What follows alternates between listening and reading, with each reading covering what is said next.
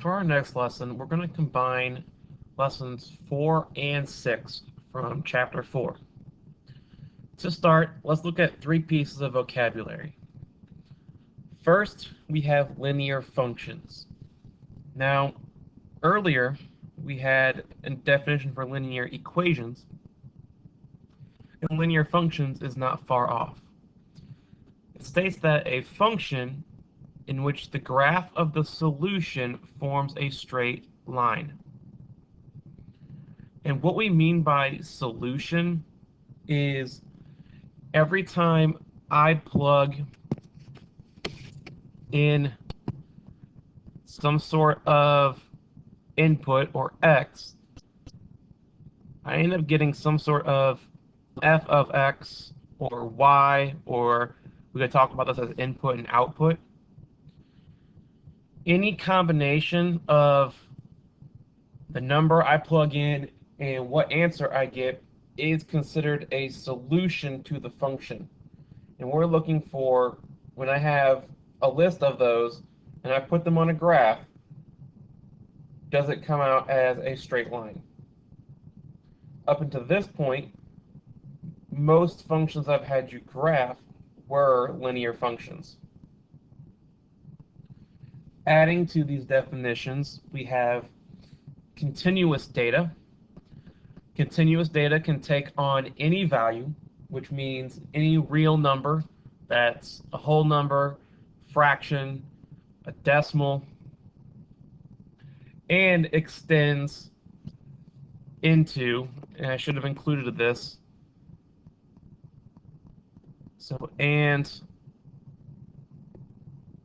actually, I take that back. I almost said and irrational number, but the real numbers include rational and irrational.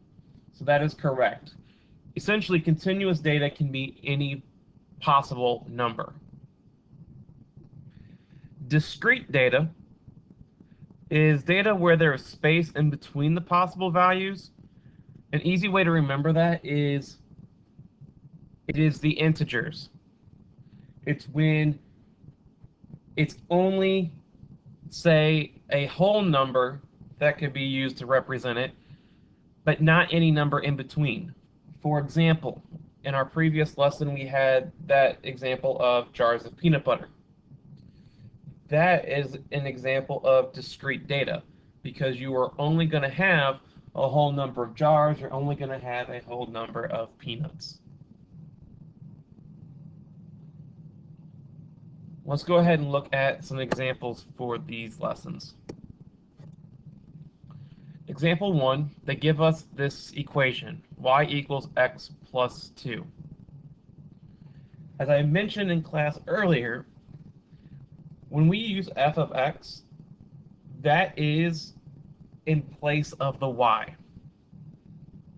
But we can still look at y equals x plus 2 as being a function. Let's start by making a table. We have our x column. We have our column for x plus 2. And our column for y. They did not tell us what numbers to use, so I'm just going to go with these 4 numbers. I am making these up. These are the more common ones that if you don't want to have to make your own, you can pick these 4, or you could use any of the numbers you want. It all depends on the purpose of the problem, and if it's a real world situation, what are your possible numbers? So let's go ahead and figure out what happens when we plug each of those x values in. The first row, I have, instead of x plus 2, negative 1 plus 2, which is 1. Second row gives me 0 plus 2, which is 2. Third row is 1 plus 2, so 3. And then 2 plus 2, which is 4. What this gives me, and I'm going to make another column for this, is I now have a list of ordered pairs that I can put on a graph. I have -1, 1, 0, 2, 1, 3, and 2, 4.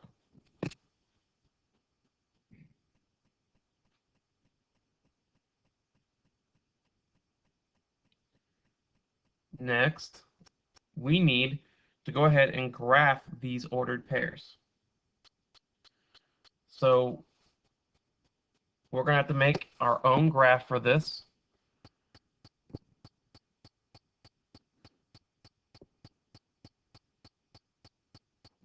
And when I make this graph, I'm just going to put 4 marks in each direction, since 4 is the largest number I have.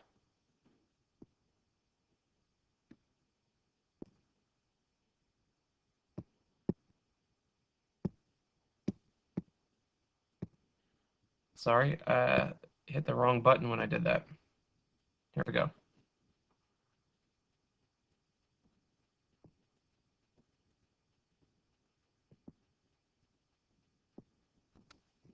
And now I can put my points. -1, 1 puts me here.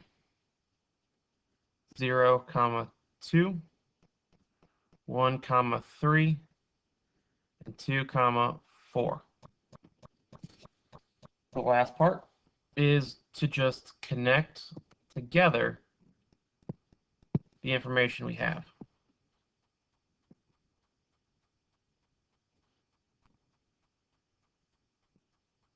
Our straight line. All of the techniques we've used for this, all the skills, are coming back to us from Chapter 3. The only thing that's been new is the construction of this function table.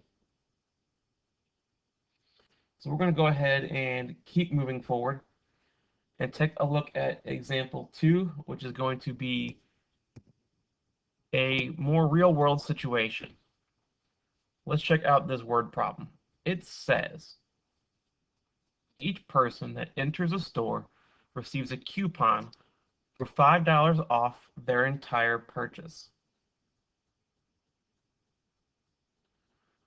The very first thing we're asked to do is to write a function to represent the total value of coupons.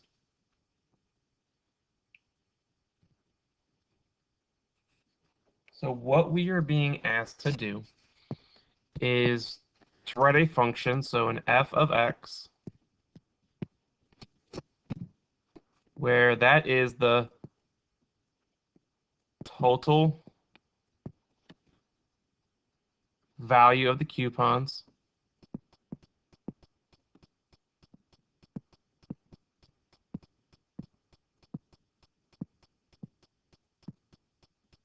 so how much money is it really saving us? And x is number of people.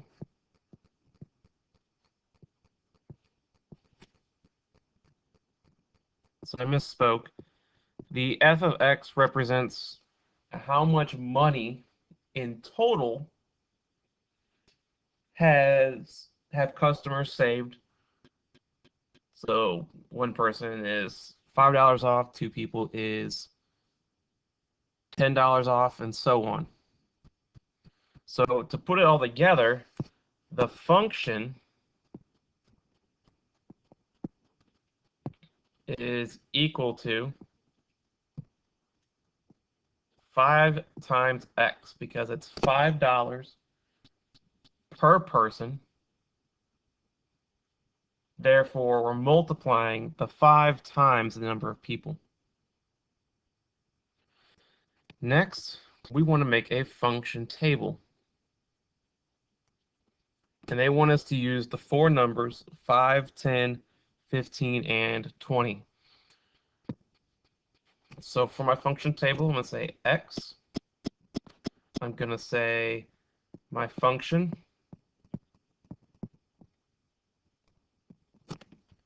And then I'm going to look at my column for my solutions.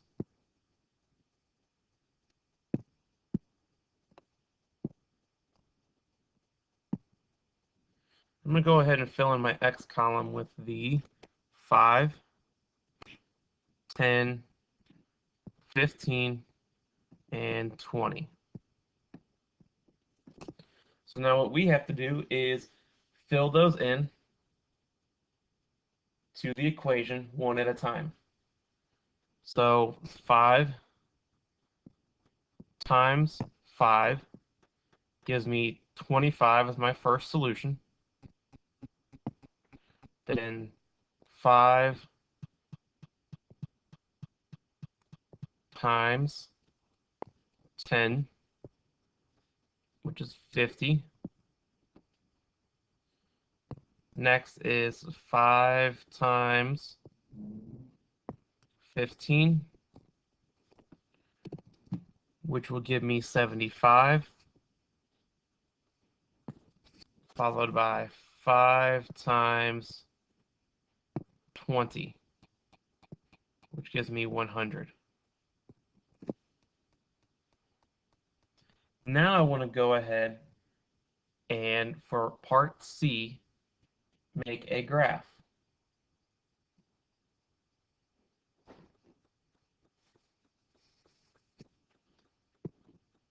Now for this graph, we've talked a couple times about thinking what parts do we really need to have on this graph.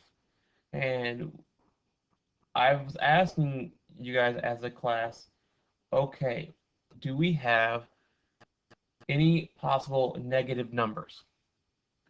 Well, since we cannot have a negative number of people, and we cannot have a negative amount of dollars, we only need to have a graph that is in the first quadrant, where all values are positive. And just like every other graph we made in class, we're going to go ahead and mark our axes.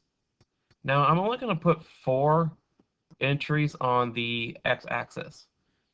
That is because our column for the x's are in intervals of 5, so I'm just going to count by 5 along the bottom. And that's the number of customers.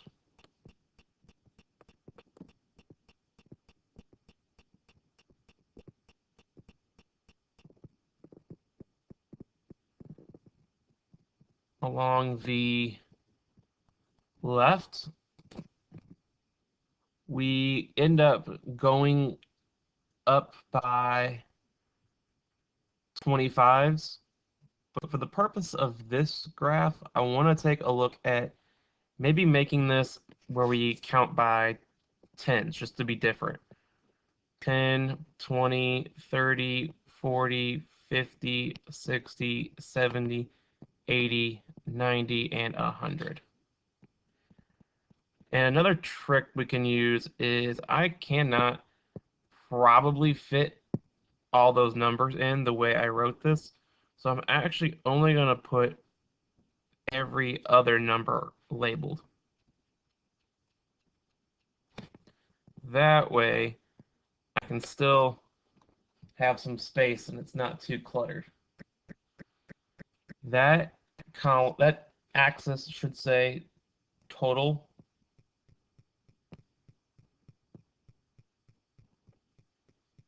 value, so the total value of the coupons. And now I'm clear to go ahead and graph these coordinates. The first one is at 5, 25, which would be in between the 20 and the 30, so roughly where that point is. 10 is at 50. 15 would take me up to 75, so in between the 70 and the 80. And 20 goes up to the 100. Now, we know this is supposed to be a straight line, so it gives us an idea of where our points should be on the graph to be the most correct.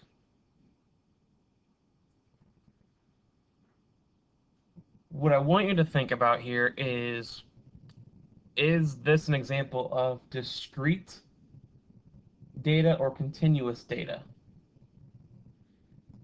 Since our values here are only integers, they are not every number in between, can't have any, for this example, decimals or fractions, this is an example of discrete data.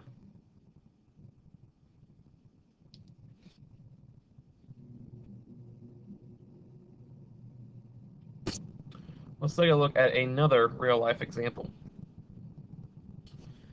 So, for example 3, a zoo charges a rental fee plus $2 per hour for strollers. The total cost of $5 is, I'm sorry, the total cost of 5 hours is $13. Assume the relationship is linear. Find and interpret the rate of change and initial value. So we've got a couple different pieces that we're looking at here.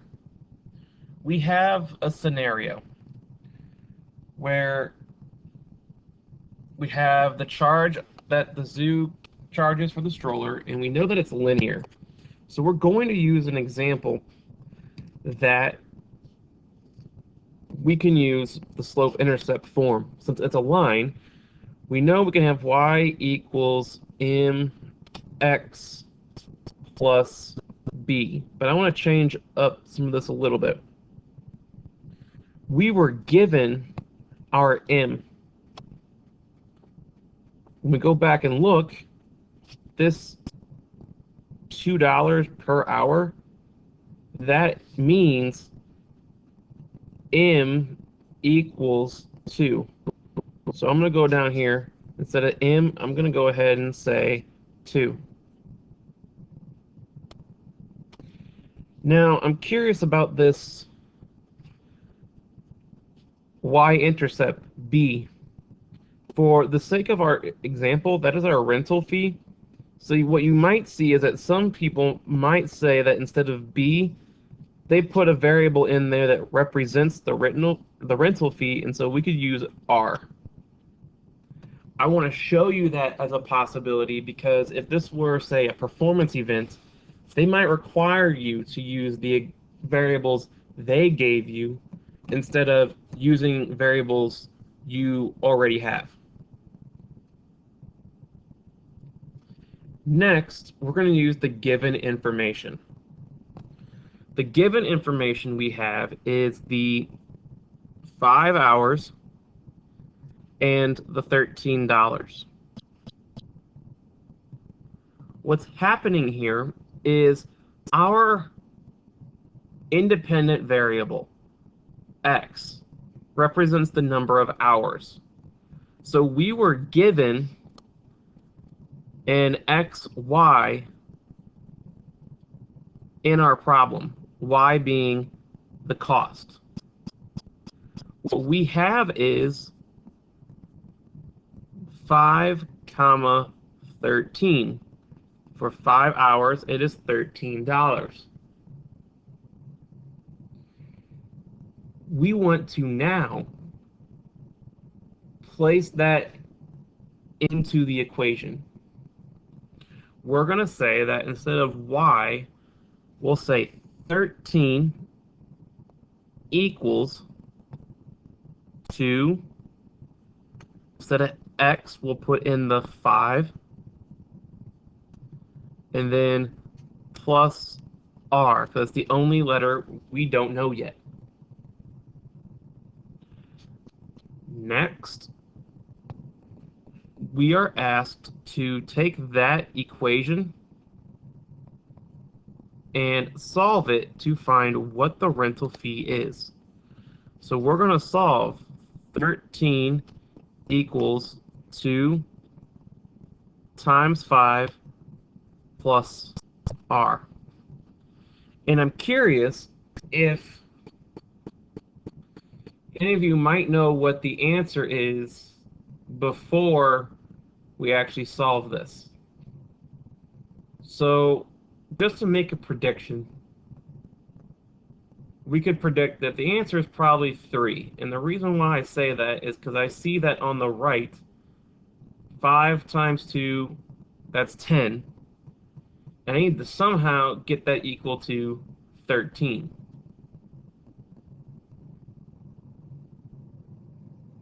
Let's go ahead and solve it and see what happens. Well, 13 equals 10 plus r. If I want to solve this like an equation from chapter 2, I would subtract by 10, subtract by 10. I find that 3 is equal to r. That means I just found that rental fee, that initial value. Let's go ahead and state what our answer is down here at the bottom, where it asks us the rate of change and the initial fee. The rate of change was the $2 per hour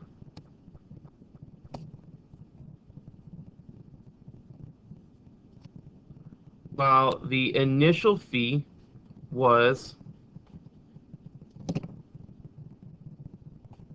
$3. It was the $3 rental fee.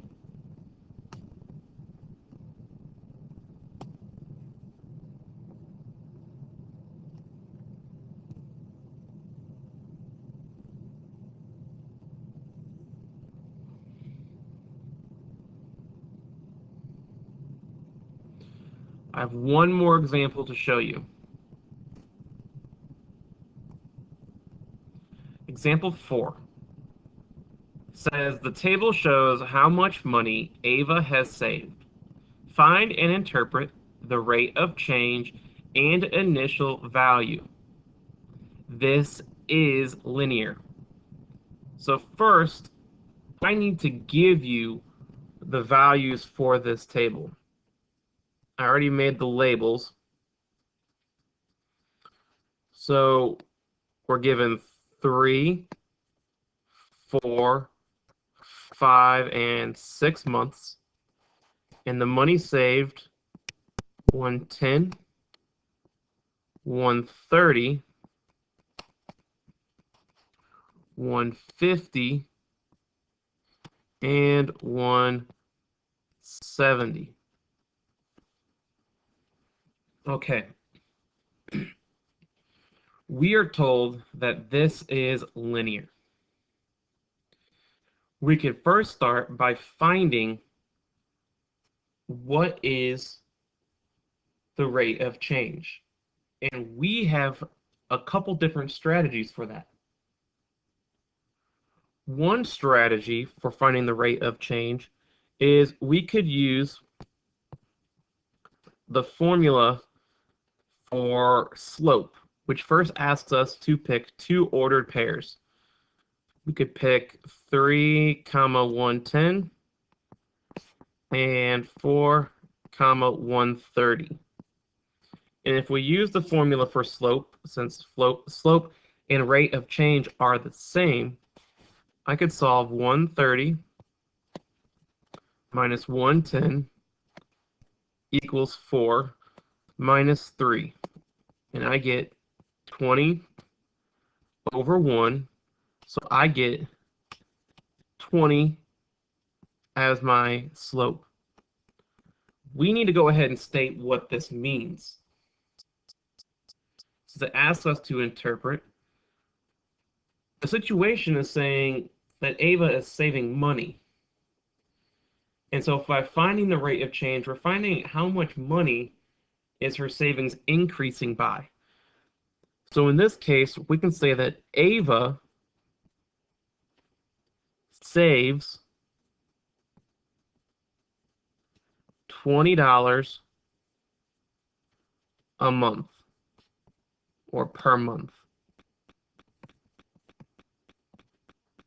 So that part we're okay with.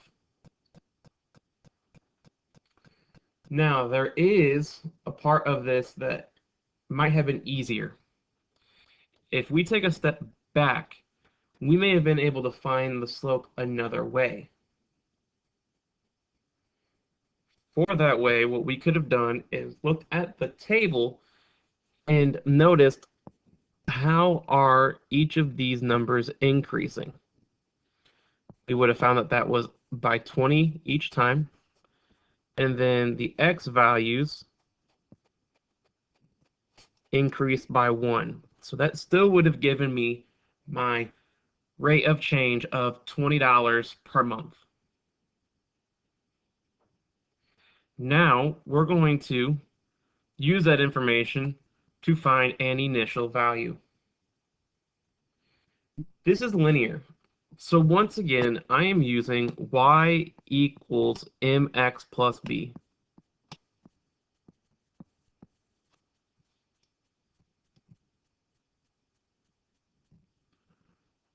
I'm going to go ahead and plug in information that I know.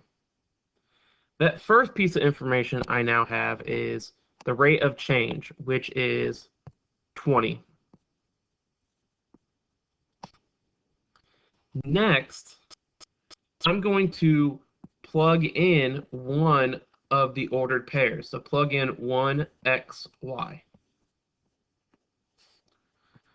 I personally like to use the smallest ones possible. You can use whichever one off the table you want, but I'm going to go ahead and use the 3,110. So I have 110 equals 20 times 3, and then I have plus b.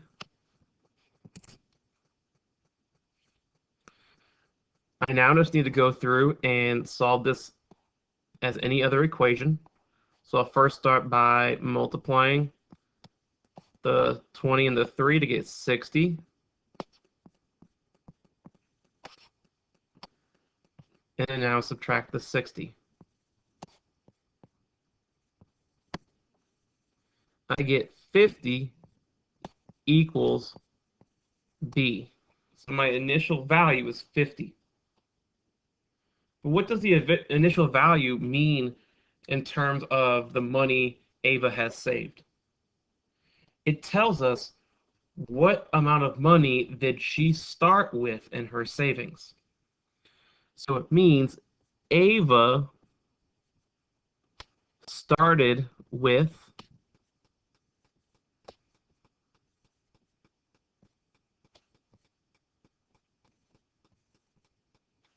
$50.